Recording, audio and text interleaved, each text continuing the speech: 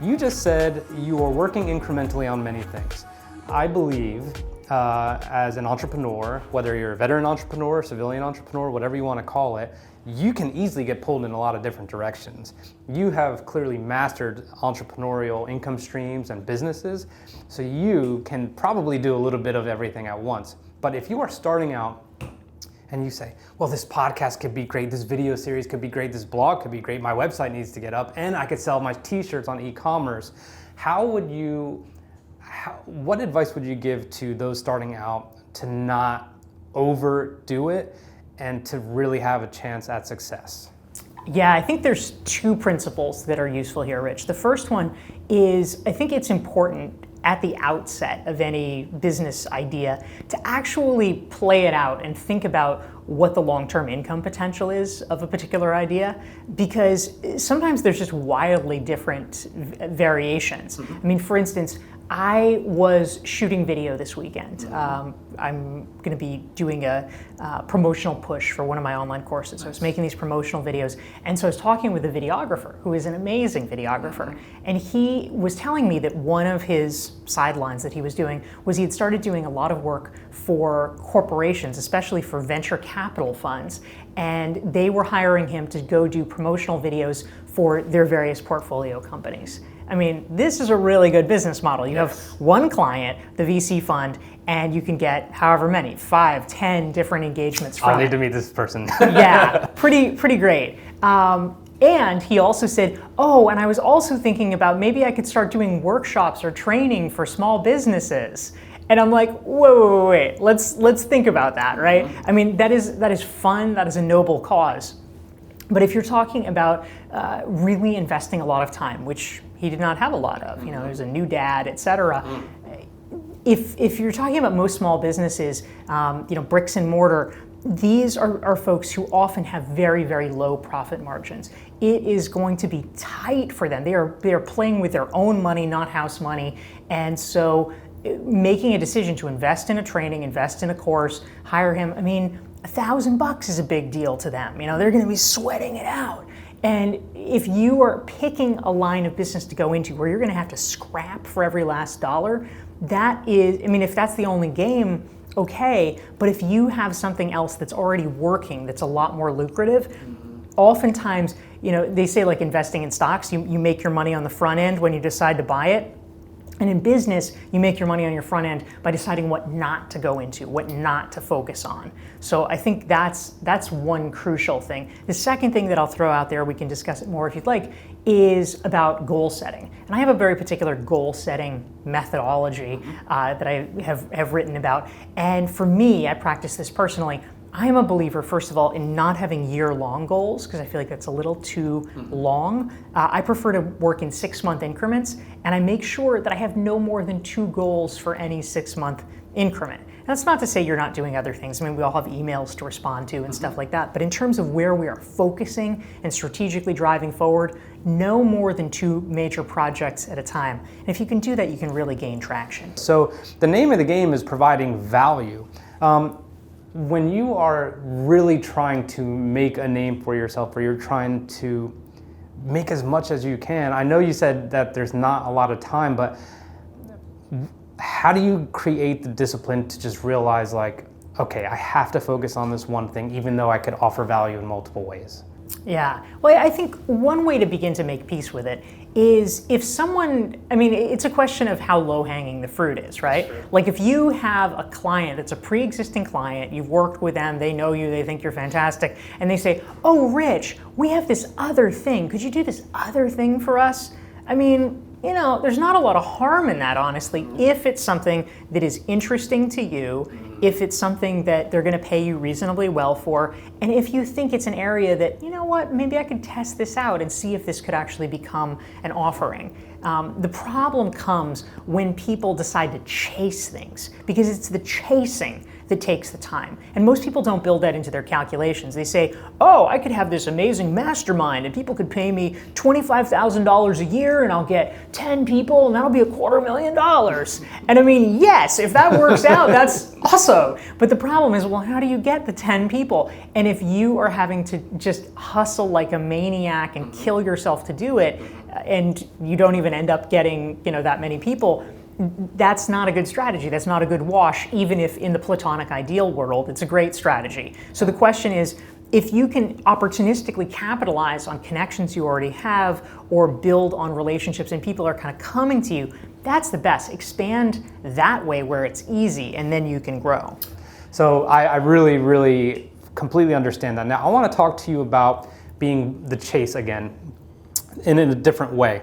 When you get out and I'm pursuing let's say podcasting, and I go to this conference and this conference and this conference, and you and I both know all those conferences by design have something at the end that you should sign up for this services or our partner or whatever.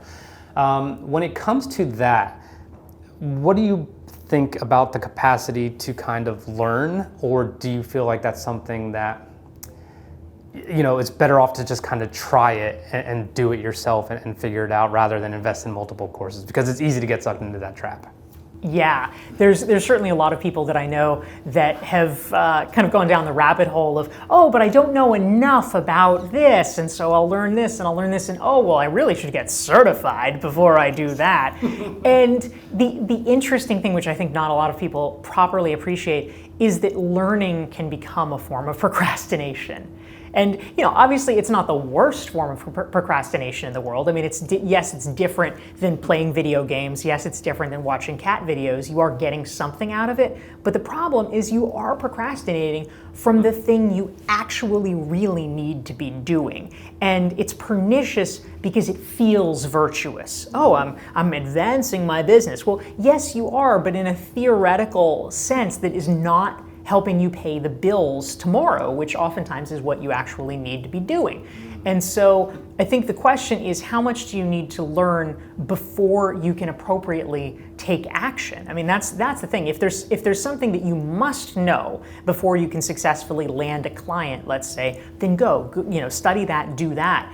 But if it's, oh, well, I'm not perfect at this, or I'm not the best at this yet, well, guess what? You're never going to be the best. There's 7 billion people. Someone will always be better than you. The question is, it doesn't have to be, better. You just need to be different. A lot of people, Rich, would want to hire you because they like your style, or they like who you are, they like your personality, they like that you're a veteran, whatever. That is a compelling enough reason. You don't have to be the best in terms of knowing the most about every single category. If you know enough and you overlay it with you being you, then that is enough to make a sale, and that's what's powerful. That's great. And I want to talk now about, this is like a super hot topic with everyone I talk to that has trying to start their own business.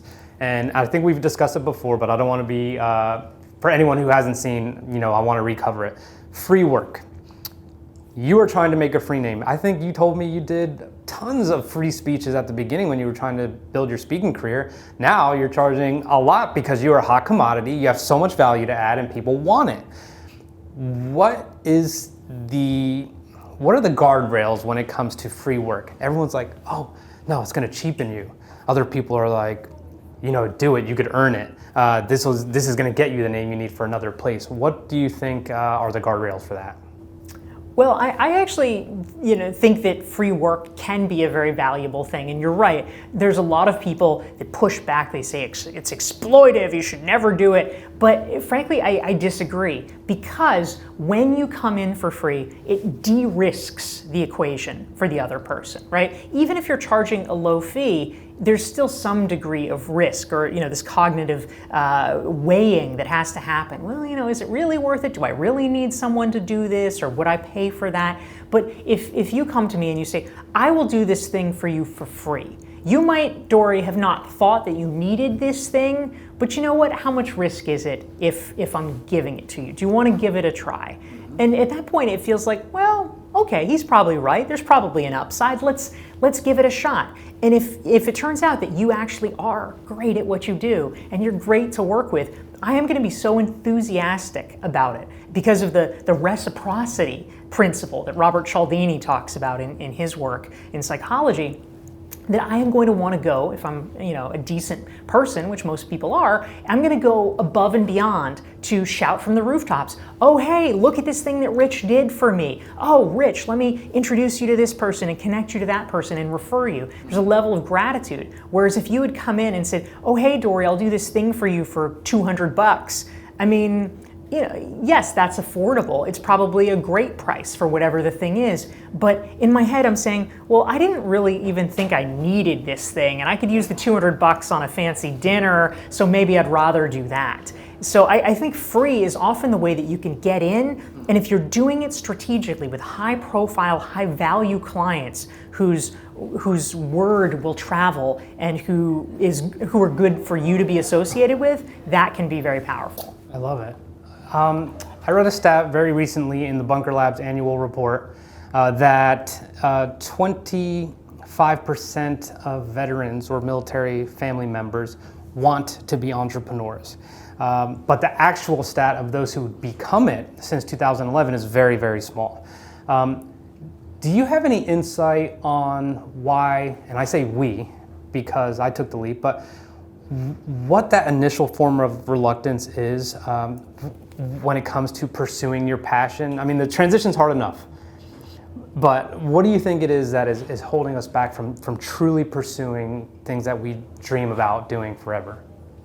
I suspect that there's probably two things at play when it comes to veterans being reluctant to enter into entrepreneurship, even if it's something that they would really like to be doing, ideally.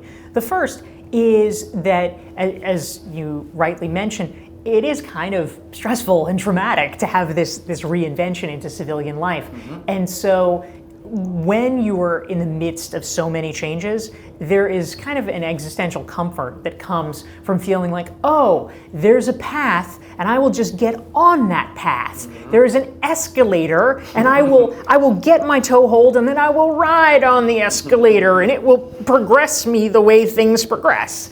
And I think it feels safer, which goes into the second piece, which is, frankly, I mean, this is not just veterans, this is kind of society at large, but there is still what I would consider to be the myth that working for a company is safer, is a safer bet for your life and your career than entrepreneurship is. I mean, I discovered very early on, I had both, you could say, the fortune and the misfortune of discovering early on, I got laid off from my very first job, and so it hit me hard. Oh, this is not safe at all. It's safe up until the minute it's not, and then you realize, oh my God, wow, I miscalculated. And then all of a sudden you have zero income streams. For me, it took me 6 months until I found a job. I was laid off right before 9/11, and so the economy was terrible. It was very, very hard, and I'm just sitting there trying to scrape freelance gigs together and on unemployment checks.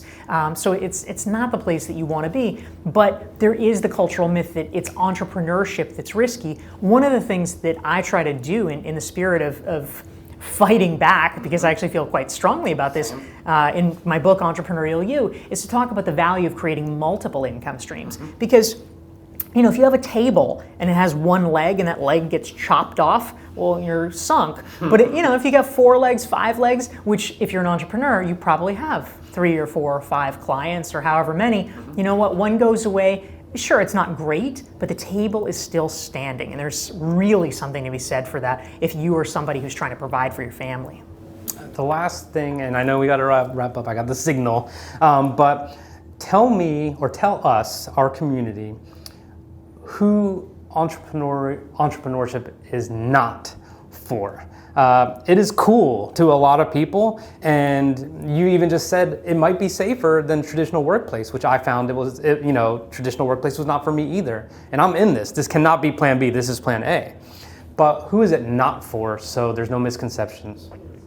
Yeah, when it comes to entrepreneurship, I think that the first step, of course, is a general willingness and interest, right? I mean, ultimately, there are some people that are very excited about the possibility of, yes, I can make it on my own, I can do my own thing, I can stand or fall on my own merits, and even that attitude alone will actually take you remarkably far. But on the other side of the spectrum, there are people that say, that's not what I want. I just want to do my thing. I want to get a paycheck. I don't want to have to think about it. I want my 9 to 5. I want my real life to be what I do after work. And there's plenty of people, I've met them who have that attitude. God bless them. People can do whatever they want. I feel that is kind of a risky attitude over the long term if you don't have a plan B for yourself. But if people believe that, then they're not going to have the kind of get up and go that's necessary for entrepreneurship. So I think it's probably not worth them trying, because you have to want it, and you have to be willing to scrap for it. Fundamentally, entrepreneurship is about a willingness to be creative. It's about being the person where, the printer's broken, there's nobody else that's gonna fix the printer. You're gonna fix the printer. Right. And if you don't know how to do it, you freaking look it up on YouTube and you figure that out, because there's no one coming for us. We're the us, that's right? Exactly it. So I think a lot of military people have lived that in terms of their military experience, and entrepreneurship in many ways is living that in the civilian world of, we're saving ourselves. Yep. That's how we do it. Someone told me very recently that as a Marine officer who's out, and they said, I didn't realize it, but I'm more of an executor than anything. And it's not a bad thing, but when you venture into this world, it's like, you're right, you are writing the mission, the vision, and the values, and that is an undertaking like no other. You're hiring, you're firing, everything falls on you. So I understand completely, and I love your points. You have 3 books, amazing books. Where can people find you so they can hear more, learn more, and maybe attend a mastermind one day? Yeah, thank you, Rich. My books are Entrepreneurial You, Reinventing You, perhaps especially apt for veterans in transition, and Stand Out. And if folks are interested in kind of getting a taste of it, I have a free resource, which is the Entrepreneurial You self-assessment, and folks can get that for free at DorieClark.com/entrepreneur. Awesome. And I think that is it. So before I interviewed you, or after I interviewed you, I started giving my Squadron Patch to those I interview. And I want to give my Squadron Patch to you. And here's the reason why. I love this. Yes, everyone thinks it's really badass. Yeah, vengeance is kind of inherently badass, I think. So my time in that squadron shaped everything about who I am, and it completely influenced my decision to leave the traditional workplace behind and corporate behind, because it was my contention that the way I interact with other human beings, it was not held in the same regard. And that's just an opinion, and that's fine. But the friends that I lost, the people I interacted with, the mentors I had, the Marines that worked around me, that was then, and that is how I want to live. So that's why I want to talk to influential people who are always trying to provide value and help others. So that patch is for you. Please enjoy it. And yes, I'm so glad I didn't even start doing that until I don't even know when, and I'm so glad I had the opportunity to give it to you. It's fantastic. I love it. Thank you, Rich.